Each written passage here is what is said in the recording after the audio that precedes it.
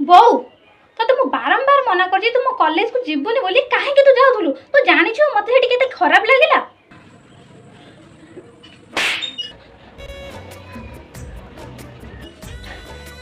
अरे खराब तो आमको लगे कथा लाज आमको लगे कथा तते 20 वर्ष पूर्व तू गोटे अनाथ आश्रम आनिकी एते बड़ कलु आम निज झील भाई तुमको तते भल पाइलु खराब आमको लगे कथा।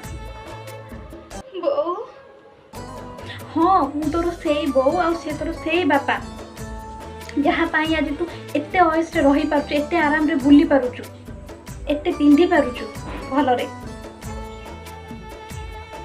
दिन नाही राति नाही खरा नाही वर्षा नाही तो पाई तू मुठा खाइबु भलरे केमती तू केमती पिंधिबु टिके भलरे रहिबु तो बापा दिन राति किछि मानु नांती 24 घंटा काम करूजंती आ मु पर घरे जाके अंठा बासन माजुची। हाँ आज तो मुंड को हाथ पाईगला ना तू तो एमती कहवाटा स्वाभाविक ना। बापा बो मत क्षमा कर दियो मु बुझी पारे तुम बलिदान को मोर भूल हो जाए बापा मोर भूल हो जाए बो मत क्षमा कर दे।